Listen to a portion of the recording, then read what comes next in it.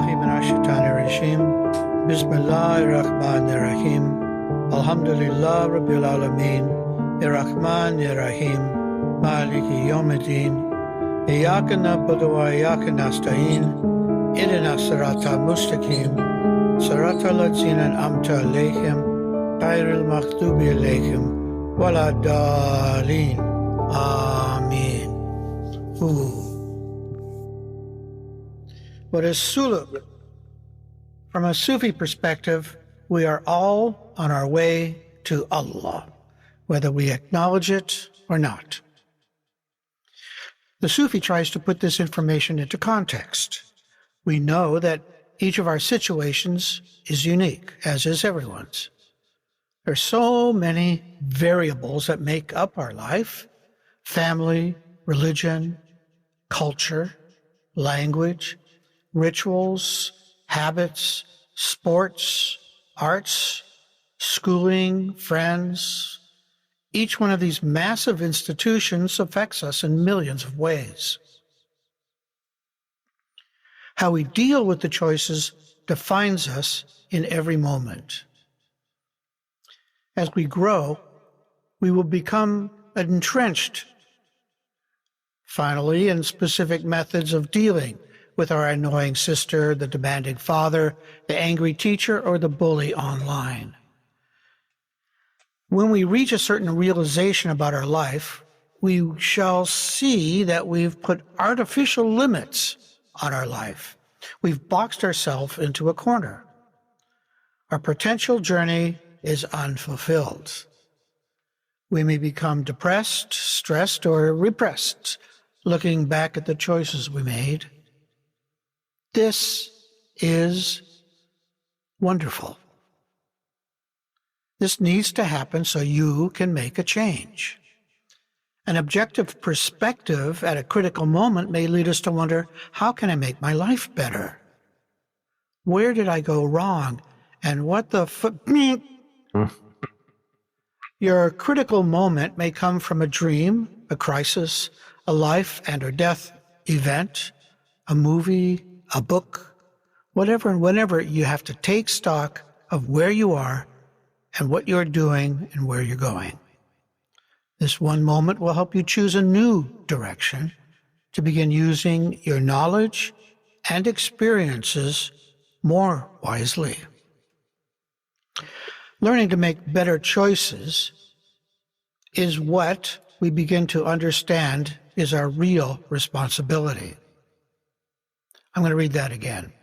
Learning to make better choices is what we begin to understand is our real responsibility. Sufi training gives us a guideline about how to follow the path to Allah. That path is yours and yours alone.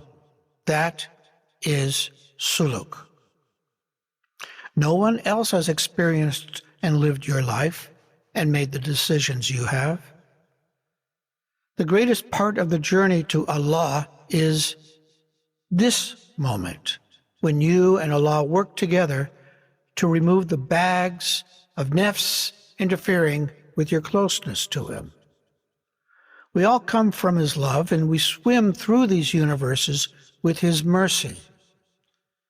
And we grow in understanding and wisdom through His time. With this kind of body, we are able to learn more about Allah through exercises, practices, study, making mistakes, being curious. Then this journey, your Suluk, becomes your school with the friend. You see that your heart, where the Creator is alive and observing, will guide you and protect you. When you can learn to trust your heart, life becomes full of purpose and meaning. You are learning to read the nuances of interactions, to get a better grasp on the flow of energy, consciousness, and direction. This all happens when you realize that you have very little control or power over external forces or people. Whether it is an interpersonal situation or a work difficulty, you discovered that it's more important to choose your own attitude rather than trying to change others. You have the power to choose how to express your reactions when you have tamed the nafs enough to obey you. You will never be able to remove all the nafs because they are necessary for life. For instance, you have to make mistakes and then learn from them. That is part of the job of being a human being. Everything that happens to you is part of the teachings. If you pay attention, you will see that there is an inherent instruction at play. You can choose to observe the lesson or ignore it, and when you're ready to see, you will be able to decode today's lesson. Sometimes, though, it'll take months or an instant. There are several tools to help with this.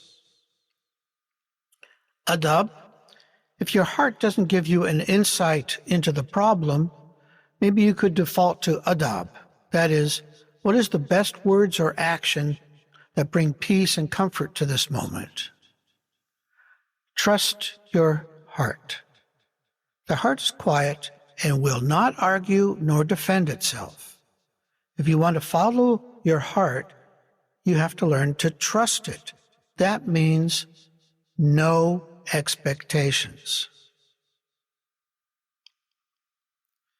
You will miss all the good stuff if you think Allah is going to talk to you in a certain way, or that your heart will say what you want it to say. Nope. Shut up. Learn how to listen to the heart by becoming quiet, still, at peace, and tune in to just the heart. This is how your suluk becomes rich with purpose and fulfilling. When you ask, what am I learning with this situation? You will start to see how your journey has just turned into the hero's quest. It's what all the myths and legends are about. They are metaphors for your suluk. So put aside your expectations and let go of trying to control everyone and everything. Your responsibility is to attend to your path and make each step count. And don't forget to ask for help when you need it. Yeah, I think what's pertinent to me is, this just when you're finishing off the point 2 and 3 about trusting the heart and no expectations. And I think what I'm realizing more and more, especially from the initial conversation what we had, Sheikh, is my relationship with Allah and my relation, which my suluk, and a lot of me still stuck in there, which I think it's sort of unconscious in that hierarchical relationship. And it's quite funny because I feel like I've been on this path for many years, and the Sufis always talk about Allah as a friend, but I've found it hard to conceptualize that, and I think it comes from my nafs when you're talking about about the suluk, about childhood experiences, family conditioning and culture. And it's no surprise, it's the, for me, it's the, the family conditioning and the Catholic conditioning has, influenced that, my relationship with Allah, because I always thought, well, it's this hierarchical thing. And so it's like what I'm getting now is like, oh, yeah, Allah really is my friend. And I can talk to Allah like a friend. And it might seem obvious to a lot of people, this, but it's getting a bit of a deeper understanding of that. And by just continually talking to Allah as a friend and just trusting that things can evolve from there. My gripe is he's a friend that doesn't tell you everything. He's always got this knowing kind of, yeah, no, it's going to be all right. Don't worry about it. And I'm like, but wait a second. I was a storyteller, then I was a teacher, now I'm a farmer. What are you doing? He said, it's okay. You get it. You'll get it. I'm like, I want to know now.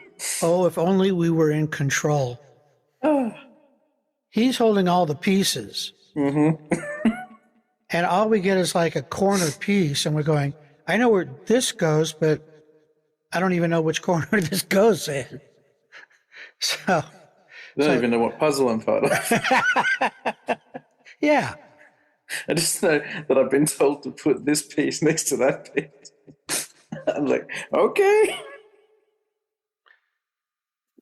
But why?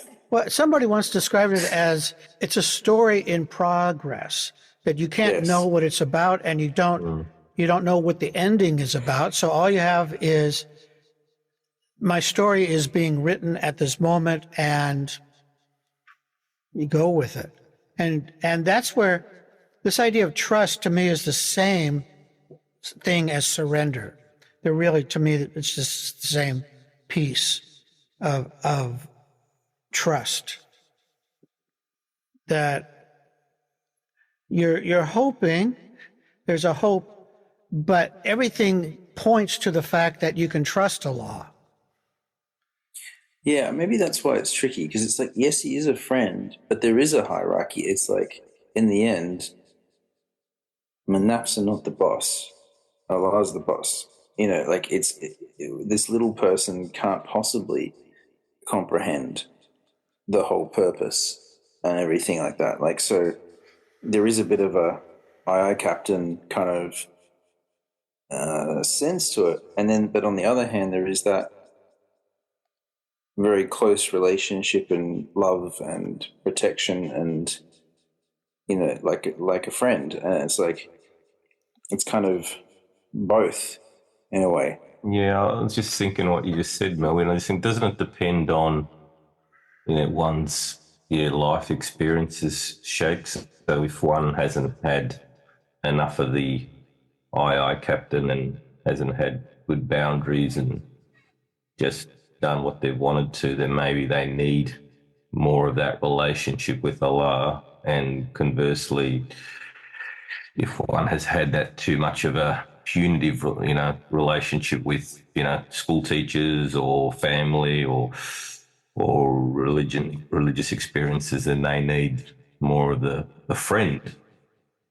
That relationship of being Allah's friend, Allah's, benevolent and merciful. And we're lucky enough in this country and at this time to not have to worry about being attacked or war or starvation.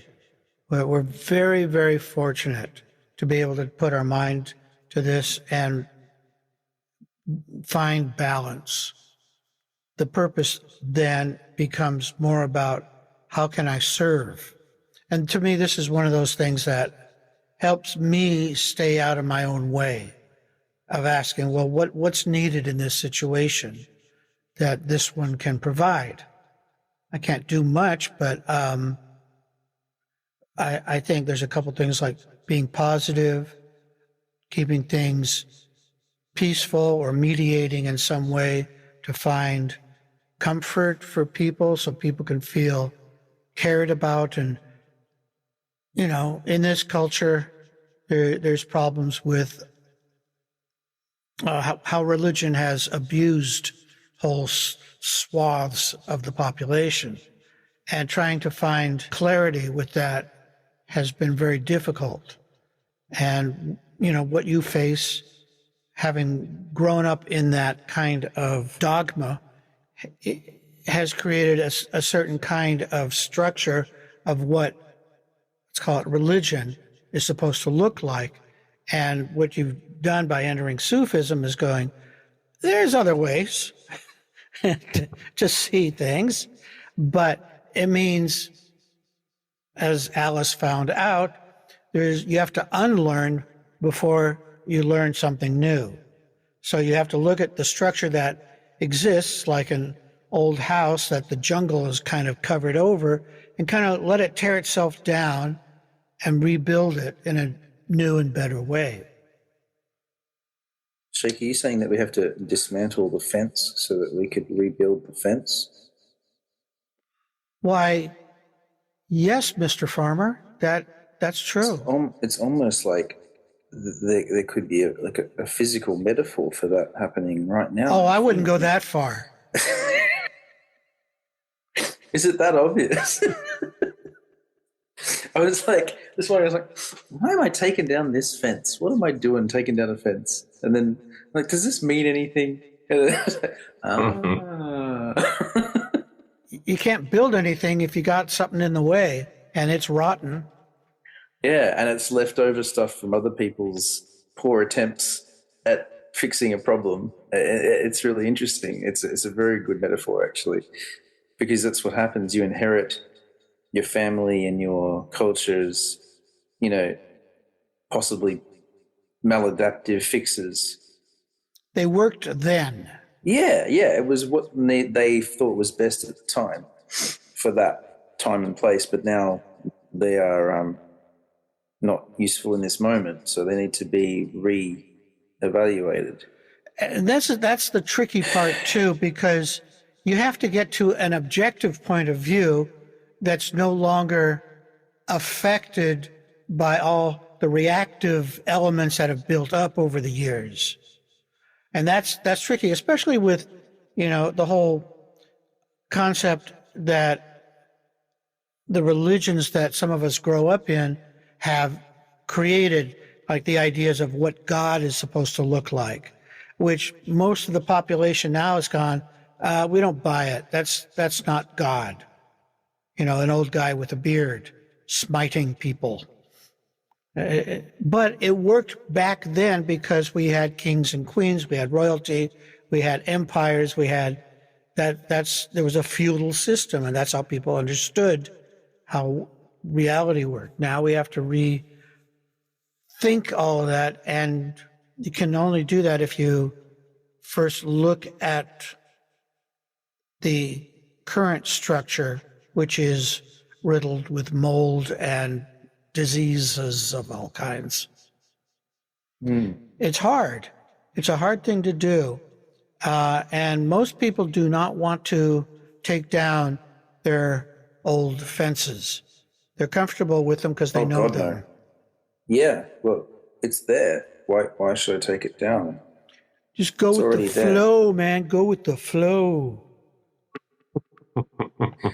And that's one of the hardest things, right? To change anything, especially if you're working with people, to change anything, it requires effort, and then it also invites conflict. But we don't want conflict. Nobody wants a fight.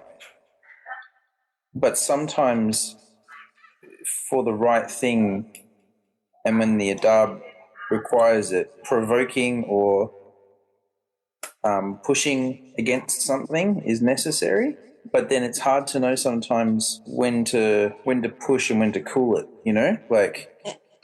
so that there's as little conflict as possible. Does that make sense? Yeah, there's a couple ways to look at that. One, there's many flavors of love. Sometimes your heart requires you to move through a confrontation, but you can do it with love. It's a weird thing. It feels weird, but it's right. It's the right thing to do. Right. And that's a job. But again, when it's your heart doing it, that's right. It won't feel icky because it's a dub. It's correct. Because it's love. It's a form of love. That's like right. When I talk to the kids about something important, and it's just part of being dad. That's right. Or at school. I see. The problem is, I found it at school. Sometimes it would get into that icky place where it's the naps trying to be in control. And that's where it gets subtle. Yeah. It's very but maybe that's part of what I was learning. I think this year, that's when I guess that it's something else is going on. Is when it starts feeling like that real nasty fight. There's something funny going on there. It's not about love anymore. It's about the naps. Yeah, because you're trying to control the situation. Yeah. You've left the present moment to be Control. connected. Yeah. When you leave that, then there's an investment and outcome Yeah. that you're looking for. And especially if the outcome is I will be in control of this situation. And I will resolve this issue. I'll resolve this. And sometimes it's actually not possible to control a situation or to resolve it. Because it may require something that you hadn't expected. Right. That has to be brought in. It's the narrow assumption perspective that's the problem. And it's such a weird point. You're balanced on this point. Yes. At that moment, that anything can throw you off and back into the nafs. I don't know what you're talking about. For example, the whole thing about religion we were talking about with Catholicism is its structure. It's the same with what I grew up with too in Judaism, that there's this smiter with the long beard that is a very jealous God. And I'm going, this sounds like a 14-year-old. This isn't helpful to me. There's got to be some other way of looking at this.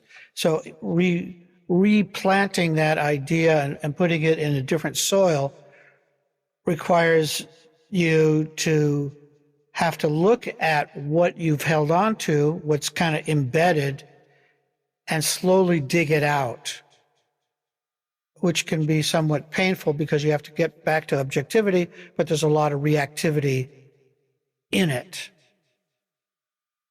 Yeah? Does that make sense, Alamin? Yes. Yeah, it does, Sheikh. I was just thinking a little bit about that discussion that you and Mui were having about what's needed at certain times. Yeah. Yeah, and that's a good time to practice. Can I stay grounded and with my heart in a confrontation or a critical moment that requires me to appear angry when I have just love? But the situation requires me to put my foot down and say, that's enough. Amelie, that is enough. Did that sound like I cared? It sounded like he was angry, didn't it? But he's just pretending because he's actually loves you a lot. But sometimes daddies and sheikhs need to say things. That's right. So what I would ask my son when he was your age, I said, well, listen, we can do this two ways. One, I can be happy, Dad. Or two, I can be unhappy, Dad, angry, Dad. I can be not pleased with your behavior. Do you understand me? I don't care. Your choice. I prefer happy, Dad. So do I. Yeah. The article makes sense? Does that answer your question, Alamin? Yeah, it does. It actually, it does. It's given me more to work with as well. And I think, I got something out of that conversation between yourself and Millie, because it just made me, how I've had this ongoing issue with one of my neighbours, and so just to sort of generalise it, I've always been of the view that if I can enter into a situation with good adab and good intentions, that one way or another it'll resolve itself.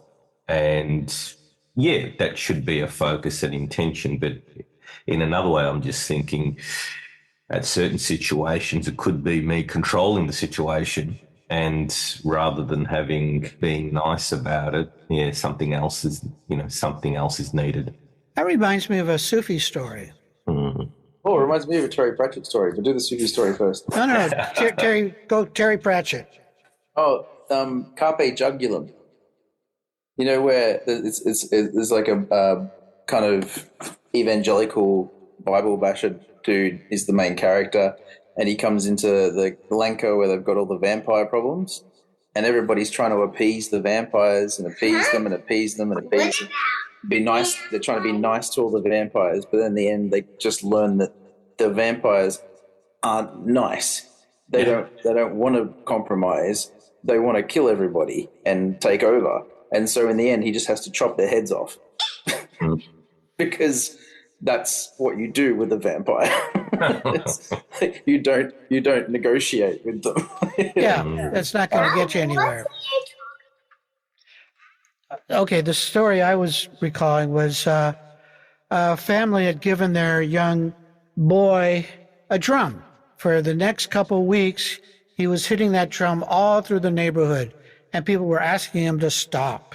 He wouldn't stop. They said, could you be quiet for a little bit? And he'd wait about a second and then start hitting it again. And everybody he went to told him to stop, and that he wouldn't stop. And then one day he came to a Sufi, and the Sufi said to him, "That's a very nice drum you've got there." "Oh, thank you, sir." Bang, bang, bang. "Here's a screwdriver. Let's see what's inside it." In other words, finding the right tool for the right job.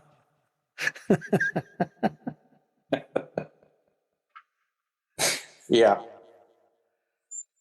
And the right time to use the right tool as well. That's right. That's right. Because it can change at different times. Time and place are very important. I think the most one of the most Sufi sayings I've ever heard is if the only tool you have is a hammer, every problem will look like a nail. Because it's like that's what happens with most of us, is that we get stuck on using that one way of dealing with everything, and we believe in that, and that's part of our identity. It's like, I'm the hammer guy, you know? Right. And then something comes up and it's like it's a screw, and you try and bang it, and it's like, that's not going to work. It needs a screw. So what the purpose of Sufism in regards to that is to learn new tools and learn how to apply them properly and effectively. And that's kind of what all this is about. And that's why you can't say what Sufism is, because it can be so many different things. It's the music, it's the paintings, it's the poetry, it's the turning, it's the shake, it's the rabita, it's the adab. Whatever is needed in this moment is what we're looking for, and learning whatever you need to learn to be able to deploy that at the right moment. I was just going to comment on what Alamin was saying about adab, and I'm just thinking, like, adab isn't always passive. Very much what you guys just said about, like, it looks very different in different moments and different situations. I've definitely struggled with that in the past because my natural state is the more passive side of things, and realizing that sometimes that's just naps. That reminds me of, you were around Mui and Alamin when we met the Turkish guys, and we had adab wars where they would say, no, you first. No, you first. And no matter what we did, they would always win. And we've got Eastern European neighbors now. And so Will and the other lady are always having the same, no, let me, no, you do it, you take it. The adab wars. Yes. Yeah. Like I was saying, and this is, for me, kind of a big new lesson, is about the many flavors of love. I like it when you say it that way. That really helps to look at it in a more positive way.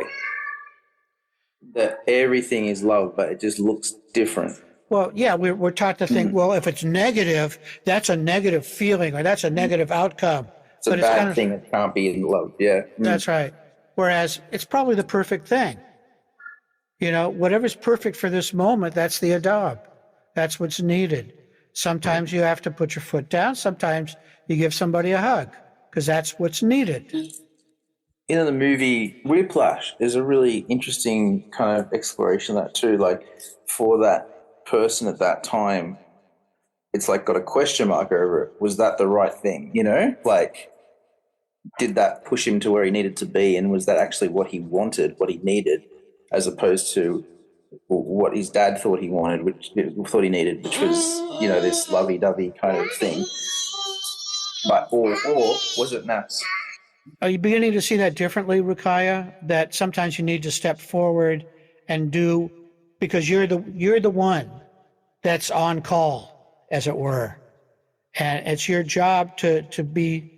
As a Sufi, we're looking to help bring peace, nurturing, and mediation, the things that the Prophet taught us to bring peace. How do we do that? Well, first, our understanding of what peace looks like, we have to know what that looks like inside first. For example, when the nefs start to rear their ugly heads, we have to be the adult in the room and say, shut up. I'm not interested in you. I'm not going to play your games. Just back off. And the nefs will wheedle and yeah. That came from a big thing I had to break about my fear of confrontation. I was afraid of confronting because basically of the lies I had built up over time. And if I was honest and confronted the other person about it, I would have to admit to my lies. So I just kept them at a distance in the whole thing, which made everything amplified everything even more. And when I realized the anxiety I had about confrontation was worse than the actual confrontation, that's when it hit me. And leads to worse consequences sometimes as well. Exactly. I think there's also definitely a shirk there of I'm a lover, I'm not a fighter. It's like I'm Mr. Peace, so I won't do a confrontation. And it's like, for me, it's like that's the shirk there of non-violence is the God, or non-confrontation is God. But that's assuming too much, and it's putting too much constraints on what love is and what life is. Yeah. And eventually you get shown, I think, that if you keep running away or hiding, that bad things are going to happen. It kind of builds up over time. Ever put the boundary up, doesn't work. Yeah. Very good. But it's got to put that up not in a reactive way, but in that loving way, or that aware, calm, peaceful way of, yes, I'm going to stop you, but I'm not going to get upset about it. That's the hard part. To do that, you have to not be invested in the outcome, but be present. Tricky. It is. I think that's why conflict is so tricky, is because it tends to trigger naps. It's hard to stay present during conflict. It's easier when things are calm. So when you approach it as a practice, you're going into a situation and you find yourself, there's a conflict going on, to go, this is practice, good practice. And you just try and keep that reminder until you forget, which you will. But to give yourself enough slack to be able to move forward with that, to understand this is something you are learning.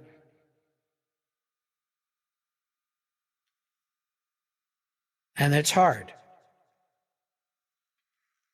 Yeah, I'm realizing that that's definitely a big one for me.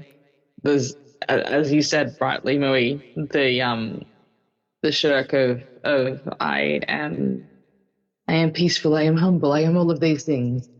And it's like, well, there are times that's not actually helpful at all. And that feels really weird and jarring sometimes. Yeah, it's definitely a lesson that I'm learning.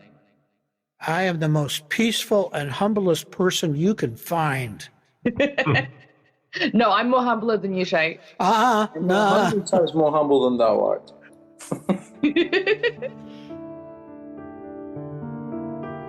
أعوذ بالله من الشيطان الرجيم بسم الله الرحمن الرحيم الحمد لله رب العالمين الرحمن الرحيم مالك يوم الدين إياك نعبد وإياك نستعين اهدنا الصراط المستقيم صراط الذين أنعمت عليهم غير المغضوب عليهم ولا الضالين. آمين. Salaam Alaykum. Alaikum salam. Thanks, Alaikum thanks salam, Shaykh. everyone. Bye. See you, everybody. Have a good week. Bye. Salam. Thanks, guys. Bye. Bye.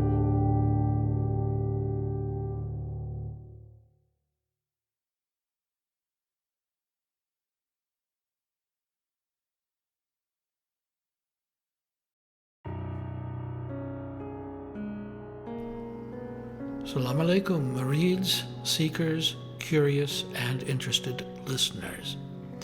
We appreciate you and are happy to share our Sufi message.